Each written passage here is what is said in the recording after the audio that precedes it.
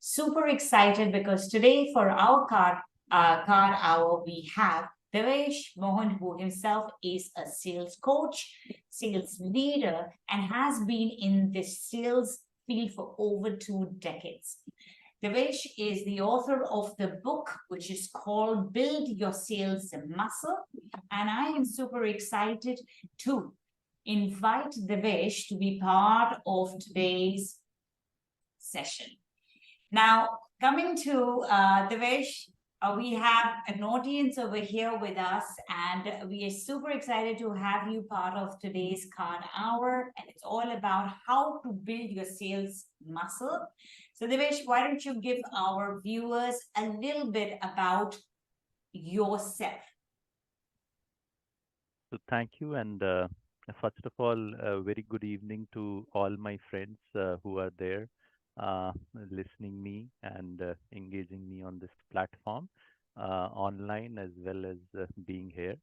So thank you for joining, and yeah, so I come from a sales background, as Kiran was mentioning. I have been for more than 20 years working in the sales field.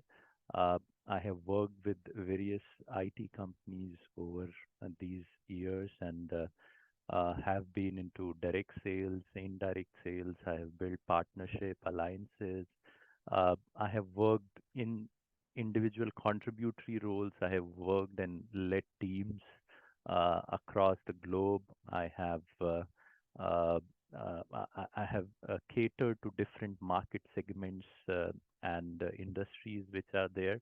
So in all, it has been a great experience because sales is always about that how you can learn to move ahead of no, and no is not always no. It's basically that move ahead for the next opportunity, because this is a field where you will hear lot more failures, or you will go through lot more failures than success. So keep moving ahead. I think that's what we need, and keep closing more deals as Okay. you become more Thank you, experienced. Yeah. Divish. We're going to take audience questions slightly later, but I want to now bring our attention back to your book, which is called Build Your Sales Muscle. Can you share briefly that what really inspired you to write this sales book or handbook, as you've called it, the handbook to nail the sales game? So, can you share with our audience a little bit about that? Yeah, sure, Kiran. So, yeah, so I think it's important for us to just understand that w- what was the trigger points why it happened, and I think the trigger point was the COVID time, right? Because that was the time when we had a lot of me time with us, where we can introspect in terms of that how and what you have been doing over a period of time, because before that it was always just running around to doing one to another thing, never got that amount of time where you can really introspect yourself. So I see that as a Devesh 2.0 time, where I got a lot of time to introspect and do my own personal transformation, and those transformations were into various areas, right from my physical health, or uh, coming out and working with uh, Kiran, you and my partners Ram and Ashish, building a new organization, or working on my own personal development, which was all about collating my experiences of last 2 decades and how that has really shaped up, which actually became the genesis of writing that book. But it was a very organic process when we started. In early 2021, it was all about that, okay, let me share my own experiences of sales by writing few articles. And you have been part of those journey, right? So it has been where I set up the goal that every month I will be writing 2 articles. And believe me, we just make sure that I'm focusing on that goal, and within a year, by end of 2021, there were 24 articles which were there, and at that point of time, it looked to me that okay, there have been these. uh, uh, we haven't thought about that they have been written as separate articles, but it was all where if we create a chain, it can come up as a sales book, as a book which can help a lot of other aspiring sales leaders to go through and use it. And that was something then I started, and in 2022 the book got published in November month, and that's something which was really very satisfying for me, because it it it allowed me to share my own experiences through this book. And it also is a very reflective book, as it's basically a handbook to nail the sales game, because every chapter, after every chapter, there are questions which are there, and they are very reflective questions. So any aspiring sales leaders, sales professionals who are there, they can actually go through those questions and start analyzing and write those their own questions there, own responses, and reflect back that how their journey in the sales is moving. So that's what I would say, and it has been definitely very inspiring. And one of the things which I have always thought, that before leaving this world, there should be something which you leave as your legacy. And I think this book is now my legacy, right? And that's something which I am so proud of. All right, thank you so much, Devesh. So definitely, Build Your Sales Muscles is available on Amazon, and if you are someone who is struggling with as a new salesperson, I would highly recommend a book because it actually has practical strategies at the back of each chapter, which helps you in seeing how you can be a better salesperson. And I would like to just add that I am the editor of this book, and I was never somebody who was from the sales field. But I would say that this book has actually helped me also develop a sales mindset, which brings me to the next question, because it's two-part, Devesh, because one is from the fact that what are the challenges that most salespeople face in this world? And here our audience, Vamsi, has asked that what is the mindset needed to take no but go ahead? So this is again coming back to that challenge question about the no, as you talked about the rejections. Can you share that what are the biggest challenges that we have and how do we develop that mindset? Yeah. Mm. So, as I was sharing that uh, I have been in these last 2 decades uh, have done various types of sales roles, right?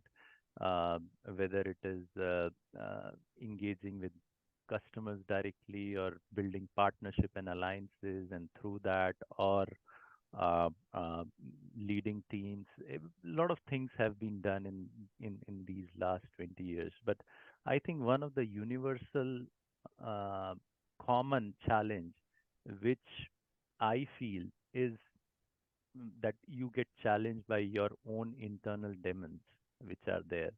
And for me, those internal demons have been my own fears, my failures, and uh, these two, fear and failures, actually generate a vibe of negativity, which lead you to forget few things at right times, right? When you should not have forgot to ask right questions or do better probing.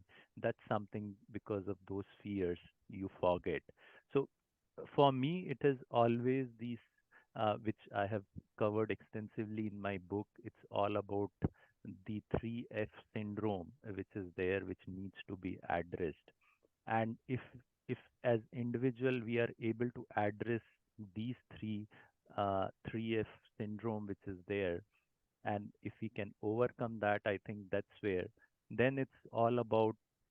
I think rest is much easier, because then it's all about the art, science, and the magic which you can bring, which I say that as the circle of sales, which is all about like you have the formula of circle, measuring area, which is pi r square, and I say pi as the science because beyond a point it would become constant. You can work on the science part of it in terms of figuring out that how I can say generate X amount of leads.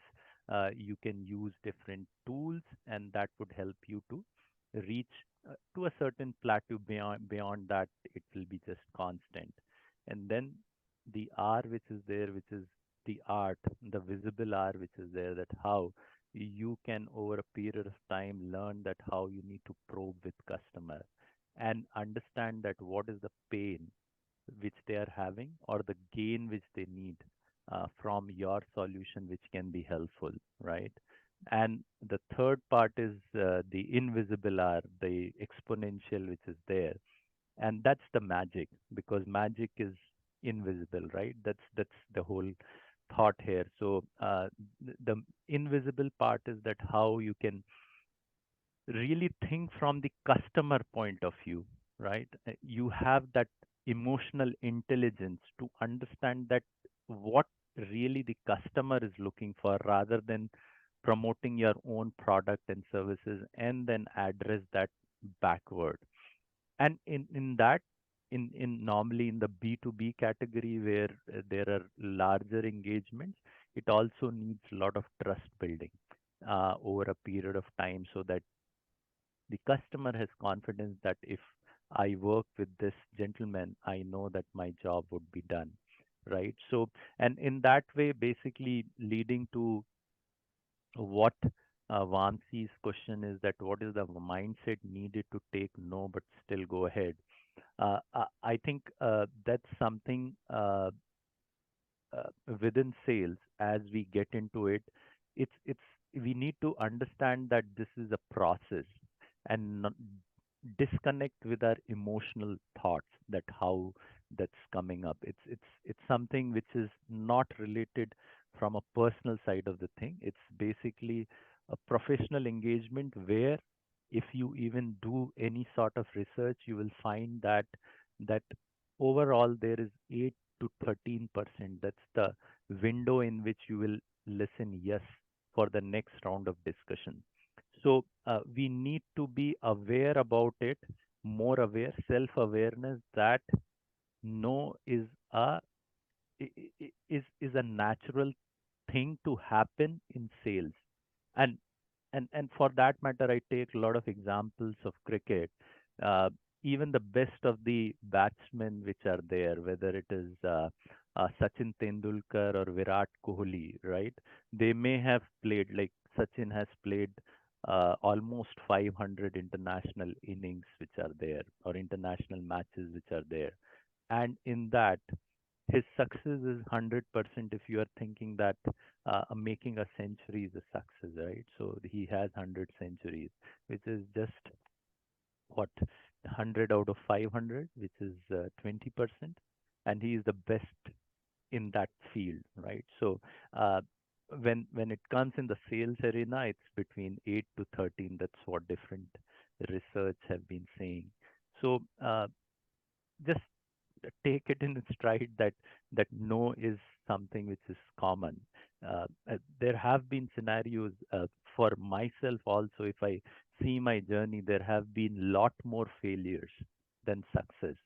But believe me that when you get failed 15 times and when you get success on the 16th time, that success has happened because those failures have taught you lot many things that how you need to improve yourself to get that success, right? So it's a stepping stone. I think that's how we have to get through it. And the second point which you talked about, the webinar selling, um, I think it's important for anyone to understand that what is the market segment in which you are trying to address it, and which you said early career people who are there, and if you can further narrow it down, what is that? And then basically because it's more like one-to-many selling. It's more to B2C selling.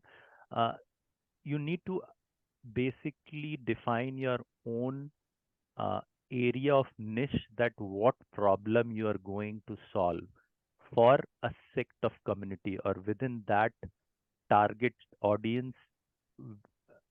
What is that particular problem you are going to solve, and just focus on it. And over a period of time, as you refine your pitch, you will see that you would have that uh, a portion of that target audience which will be coming and engaging with you in terms of to get perspective from you, and how you can then work towards building a product which is actually helping them to address the problems which they have. Which reminds me, Devesh, to that point about the law of wasted efforts that we have actually talked about in the book Yeah. too, and you shared that with me, that they are there, the law that there are no wasted efforts, which means that Mhm. every time there is a failure, what do we do? Tell me, Devesh. Why don't you share with your audience about this? No, I think that's the point. Failure actually many times makes you dejected, but uh, the key is that you can take a pause but can't quit. I think that's the key here. That you can take a pause. Definitely, you should. It's we are humans, right? We have all sorts of emotions in which we grew up, and if there is a failure, you will feel dejected. You will feel sad about it, and it should be there. But you can't keep harping on it, and keep making a issue out of it and talking about it everywhere. Maybe a day or two or three, maybe a week, but then at least that's a pause, right? And then from there you have to reassemble yourself and again start making a push. And over a period of time, I think with experience, maybe first few times it may take longer time to be in that pause mode, but then it becomes easier. Just think for say people like Rohit Sharma, Rahul Dravid, who have been with the Indian team, who has been doing so well, right? And at the last moment when it mattered most, they failed. But that everyone would be in that pause mode, right? That they would be self-reflecting what could be done, how it could be done, but uh, they're not going to quit, right? They have to take and move forward with that. So yeah, So that's how it is. I remember when you briefly talked about one is that we have that emotional intelligence, which is your invisible R, right? That we have to think about what the customer wants. At the same time, we shouldn't take our failures in an emotional way. So it's important that we actually define that there is a difference being emotional about a failure and being emotionally connected with the client or the customer, because there is a difference between these two. So if we bring them together, that's when our pause can go longer, because we take that as a personal failure versus a professional glitch that has temporarily delayed the process and actually got us the yes that we intended.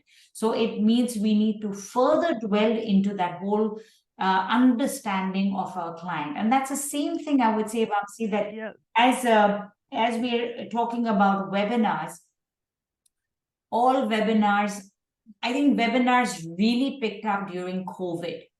And that's a thing that we also should also remember, that that was a time when all of us were in that pause mode, where everybody was actually coming to these webinars because there was nothing more that they could needed to do. So now life has gone back. We're in that post-COVID state where webinars have become, they're still happening, but the same number of people are not coming. But does that mean that we are not providing value? That's the question we have to ask ourselves, that am I actually solving their problem? Am I emotionally connecting with their pain? Am I reaching out to them and making them understand that this is the best thing that they are going to invest in? So it's something that we should not see that am I selling bad. It's about us understanding that is our pitch right for the people that we are pitching to. Yeah, the way she was Yeah. saying. Yeah, and I think sales also is very similar with the law of nature, right? If you think uh, uh, probably if you are aware of the jungle law, the lion does go and uh, go for doing its shikar, right? That's what they do. But typically, their success is also maybe 10% out of uh, the 100 times they go for hunt, right? So that's how that is. So it's a law of nature in terms of that the number of times you will try, there would be very few times you will get succeeded, and and and that's where we have to build that resilience. And yeah, that's where the point which I wanted to just add. Okay, so let me add on to the conversation. So now that we've talked about all the challenges that we are facing in our journey, the mindset challenges that we have had, and I want to just repeat the three syndrome that we face as salespeople is the fears, failures, and we forget our past and or the right time to that we should be speaking that needs to be spoken. So we've talked about that. So let's move to our success strategies now. So would you like to share with us that how can we actually build our sales muscle? Can you share three strategies with our audience today? So I think it's a continuation to the previous question in terms of that there we talked about that 3F which is there. So and how I have seen that that's the one major thing on which we have to really work upon. And for that, I think there is there are three things which will come up. One, the first is in terms of that you should have your self awareness about your own personality, right? So today there are so many assessment tools which are there. You can use those assessment tools to really understand that what are your strengths as an individual, what are your weakness as an individual, and play on those, right? So you should be aware that how if you are better in networking and that's how you are, so you should definitely leverage on that part of it. And in the same way, if you feel if these tests gives you that okay, these maybe you are weak on certain other aspects of your personality, work on those parts to continuously improve, but focus on how you can really uh, work through your strengths which are there. The second part, which I will come that while we talked about the 3S syndrome, what is the antidote? How we need to address it? How? Because that's very important part of it. When you know about those things, the the second part is in terms of to build that sales success mindset, and that sales success mindset could be built if you build this antidote of 3C, which I talk about courage and then consistency and community. So courage is all about in terms of even if you know that you have that fear, right? You have to come out of your comfort zone. So you have to make that initiate that first step to come out of that comfort zone every time, and it is something which is non-negotiable, and you have to generate that courage that yes, I have to try something different and go out, because that's where the magic would be, right? So that's one thing. The second is I think many times people say that I'm quite motivated. It helps me. to do a lot of things as I remain motivated. But if you have to run and win a marathon, I think uh, more than motivation, it's all about consistency and discipline. That how you can actually get up in the morning, and I keep saying tie your shoes and run towards your goal. So that's something which needs to be there as part of your consistency, that if you are doing an activity, if you have to do a webinar and there is a process where you have to generate leads, you have to see that you are following up with them, you have to deliver the webinar irrespective of that what number of people are joining it, but and do that consistently. So if you will continuously do that, I'm sure that you will see benefits out of it coming. And the third piece is that be part of communities which are of similar types, where you can get a lot of suggestions, a lot of feedbacks which would be there, and that is going to help you to improve.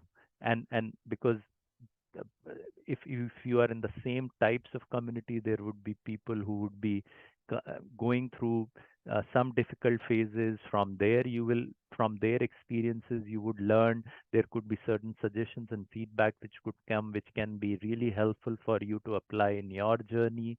So I think these are three things with which you have to continuously make sure to overcome those 3F syndrome, which is courage, consistency, and community. And apart from that, I think the third part is, as I spoke earlier, which is all about your invisible R, which is your emotional intelligence and trust, understanding what customer wants, get into the brain of the customer. And that's where, rather than thinking that what and how I can sell, what basically will solve the problem of the customer. I think and that comes with emotional intelligence and trust. So that's more as an individual, where you can work on those strategies to become a effective salesperson. Apart from that, I think it's all about navigating through the sales process which is there, where there would be a lot of places you can find that. But from my point of view, as based on my experience, I think the first is in terms of, and I covered a little bit when I was talking earlier to address Vamsi's question, which was right selection of the prospect. So you need to know that which is the target segment, what you have to address, what problems you have to address. So I think that's very important. You have to prepare and practice in terms of that, how you have to build that pitch, what should be that pitch which would really emotionally help you to engage with your customer.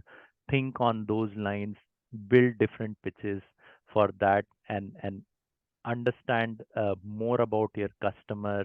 So all these things which needs to be worked upon. The third piece would be that in if you are then in front of your customer, you need to do right probing to know, do that need analysis, that what is that need of the customer.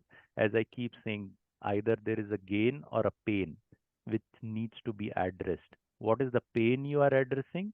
Or if he is happy, then you need to give him an elevated gain, which basically makes him to think that yes, this is something which I need to look upon. So that's something how you can do that need analysis exercise by probing to address his pain and gain. And then it's all about doing the execution, right execution, which is there. And uh, and then look for the closure, right? Whatever there could be different aspects of uh, payment terms, deliveries, or if there is more a services type of assignment, then there would be scope of work of what services you need to deliver, and those things would come up in that. So and that's where I think Ganeshan question is, what would be the I can first and ask last. about Ganeshan's question. Yeah. that well, he wanted to know that what would be the first and the last conversation or question in a positive sales. Yeah, so that's where I was trying to layer it up in this part only in terms of that. As I said, that you should know about your customer. That's one part of it. But I uh, you you need to give that pitch in terms of that, if in what category that customer is and how you have solved some similar problems of that category of problem. Say, maybe if I give more, uh, uh, okay, so we were having a discussion with a marketing agency, okay, and while in that discussion, they knew that we what we do. So the first part, what he did was that they opened our website. So that's where they were trying to show that they know us, right? They have gone through that website. And the second thing is in terms of that they said that yes, we understood that you come from learning and development side of the things, and we have already addressed or catered to similar customers in the past and who have these types of challenges and which we have tried to address. So that's a very positive way to give that confidence to your customer that you have already uh, done certain similar things, and we have that capability. That's where you start building trust, right? Which I talked about, the invisible are the emotional intelligence and the trust building. So both of those things is the way in terms of where you can see to start your conversation. And that's where you have to know your prospect, what they do, because based on that you can do that. And from an end point of view, I think it's very important that you summarize your discussion, that what you have discussed, and basically take a time that when you need to come back to do the follow up. So follow up becomes extremely important, and take a permission while you end your discussion with your customer, that what would be the appropriate time when I can come back to get the next action item which is there, which has been agreed as part of that meeting. So I think these are the two things which I would think as a first and last conversation. Okay, so I'm just opening the question to the floor for anybody to unmute themselves and ask if they have.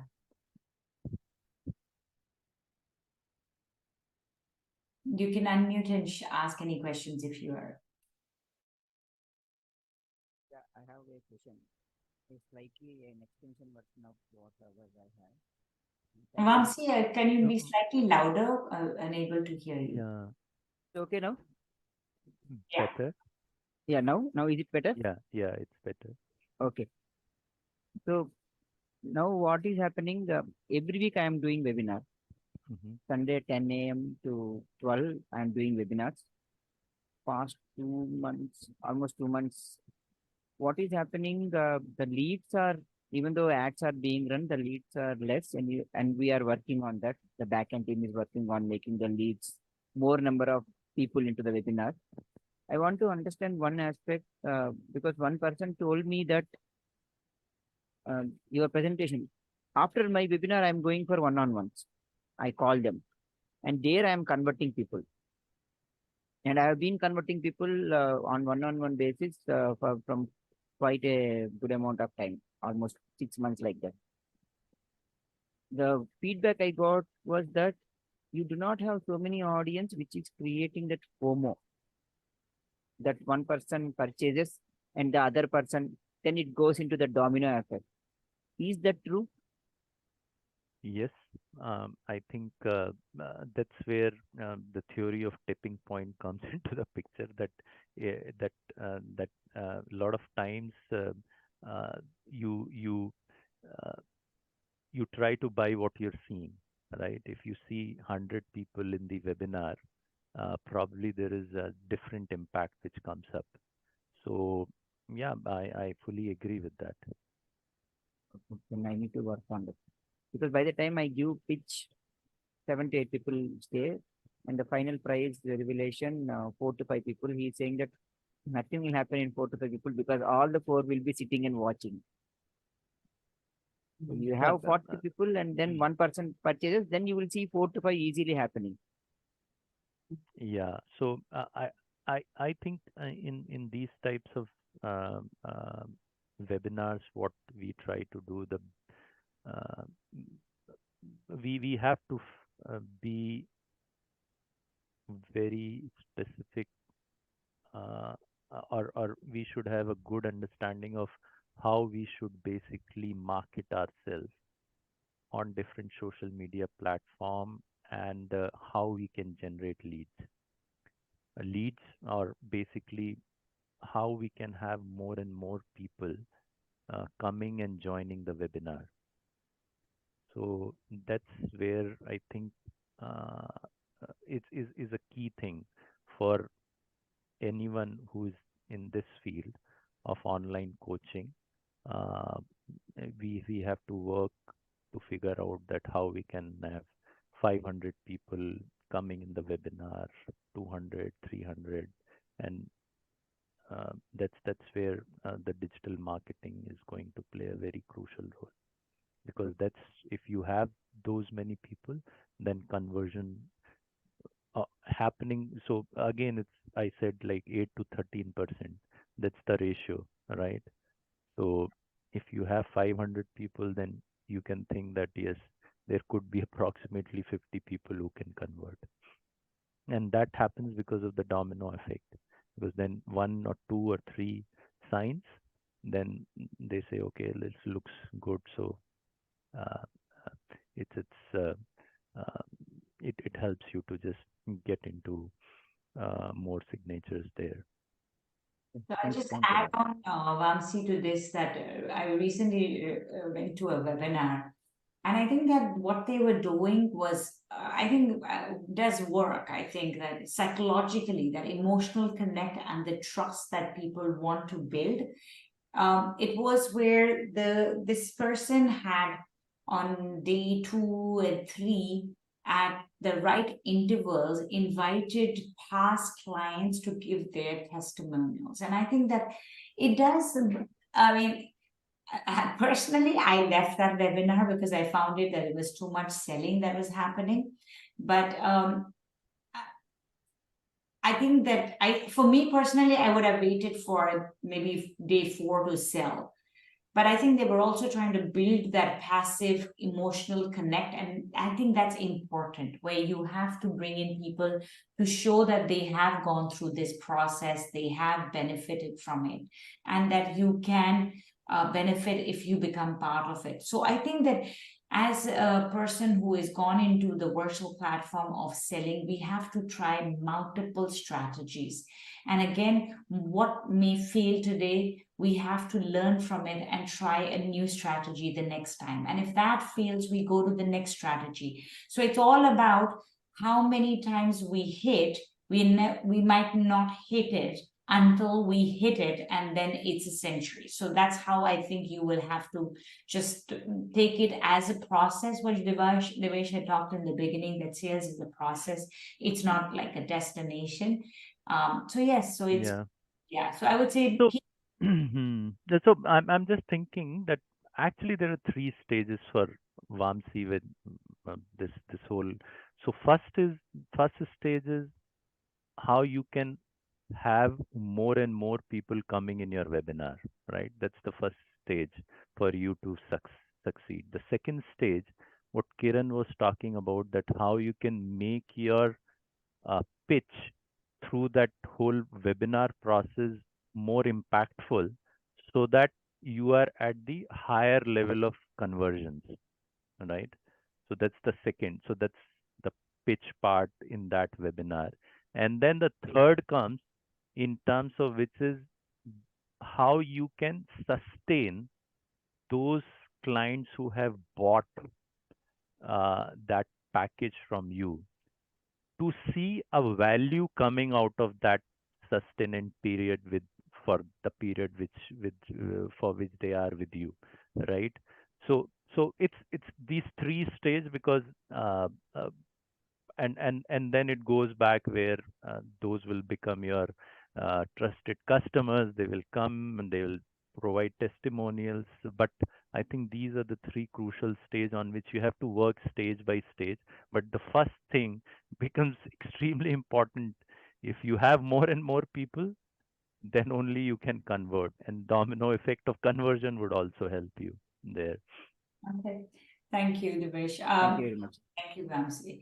Any other, the last question from the floor about how to build your sales muscle? If you want to unmute and ask any questions, we're open to the last question. Yes, Siva.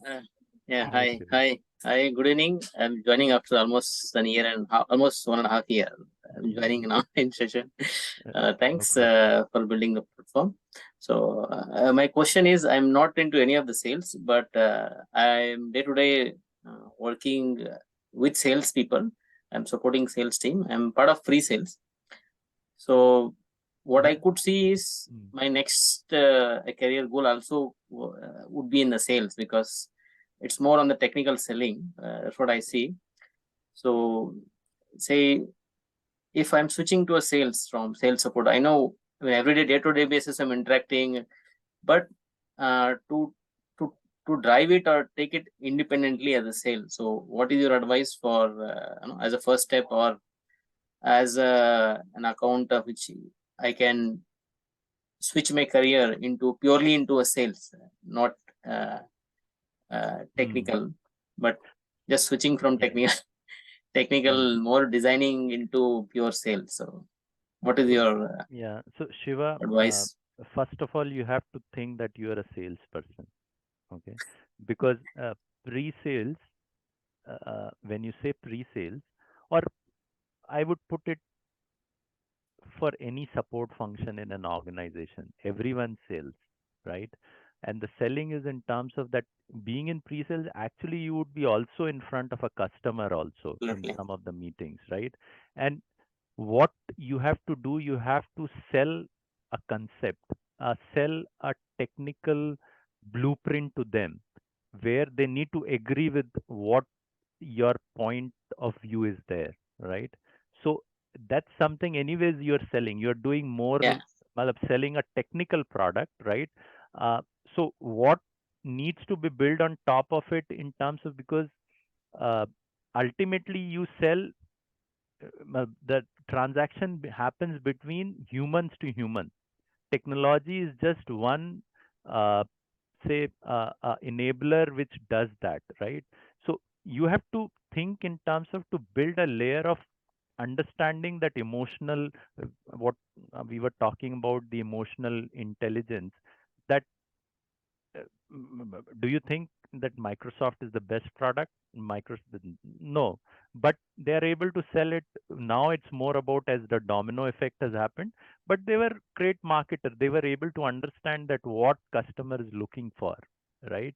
And that's what probably you have to think on those directions in terms of that what would make him is going to solve a particular problem, and this technology can help in this way to address that particular problem, right? And that path would then take you to overall, if you want to go into sales, then how to do a lead generation, and then take it forward in terms of to understand or qualify the need of the customer, what problems they have, how to address, or create a solution matrix for them, and that's a natural process you will get Yes, into. yes, yes. So I'm Mm, pretty much 200% sure on that. But mm, what it pulls me back is, see, in sales, of course, the commercial and few other techno commercial sort of thing which right comes.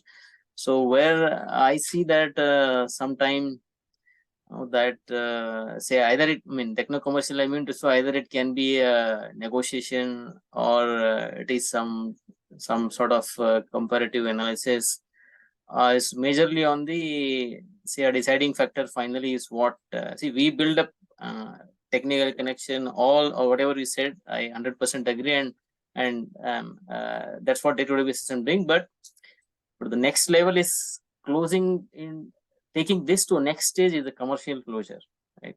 So like certain terms and conditions after closing technical stuff, are selling the solution. So finally, where it goes is the first is commercial and the terms and conditions, and as a overall negotiation. So those parts somewhere. So it's a fear of unknown which is there in the mind, right? But if you think from uh, a normal your day-to-day life, you do all those things in your regular world, right? Say if you have to take an insurance or you have to buy a car, there are set of he will give you 5 forms, 8 forms in terms of to go through it and see that what is there, agree. There would be say certain. So I would say sales is all about objection handling, right? And you have been doing that part on the technical side of it, that when a customer is pointing, okay, how this could happen, why this solution technically can be superior to other, you are already addressing that part. You are addressing or taking care of the objection handling which is there. The same the face of it is changed from technical to commercial, but there would be objection handlings which you have to do, that they will ask with respect to different things. It could be payment terms, it could be delivery period, it could be agreeing on the scope of work which could be there. So those all eventually become part of negotiation, which to a certain extent in a normal flow in your life you have been doing. It becomes little more process oriented, where you need to just put your brains before those meetings to get yourself prepared. I keep talking about preparation and practice, which is all about that. Okay, think through that what type of different questions possibly could be asked. Today, while you are in the pre-sales and you're going with meetings with your sales guy, just start capturing that what type of questions customer is asking from the sales guys, and that becomes your data bank. You can start with that and you'll find that there would be not more than 15, 20 questions which will get repeated in different ways. Yeah, when right? I 100% agree on this take. When deals are smaller, I'm very comfortable when I don't need anybody. When it grows 100 crores, 50 crores, right? Then okay. No, so I'm not saying that. So when when it is big, then I think it's all about you get into a war room with your teams, right?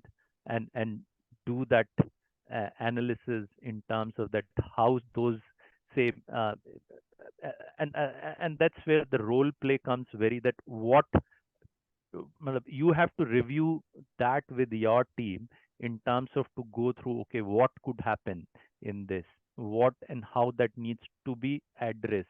Because in those deals there could be even you require a lot of approvals from your leadership, right? They may ask lot of non-standard things to sign a deal, so for which there would be that war room needs to be there, where you can understand the flexibility in which in that domain, what is that domain in which you can remain flexible, what type of because that's where you have to think ahead of the game in terms of to define those potential questions Yeah. and be ready with it, so So that I agree with yeah. you, Devesh. Thank you for sharing with our listeners today about how to build their sales. We're Yes. why don't we share with our listeners and our viewers that how can they build their muscle and how can they reach you if they want to get more information about the kind of programs that you do, because Card Hour comes every week with a different topic and our coaches are here to support you in your growth journey. But Devesh Mohan, before we close today's session, would you like to share how can your friends who are listening to you today reach you? Yeah. So first of all, I would say please go ahead and buy this book. Okay. So that's something which will give you a basics of that how you can build your sales muscle. The And book what is the itself, name of the book, which is called? Build Your Sales Muscle. This is the book which is available on Amazon and Kindle and other places. So that's one thing which you could do. Second, definitely you can. I'm writing my email ID devesh75@gmail.com. Please feel free to reach me here. And in case you want to have a short talk discussion, and we can definitely have that. And if it requires a, a a a consistent follow up, then we can plan on that how those things could be worked upon, and we can work together. Thank you so much, Devesh. So coming back, Leadership Card brings to you the card hour every week on Thursdays.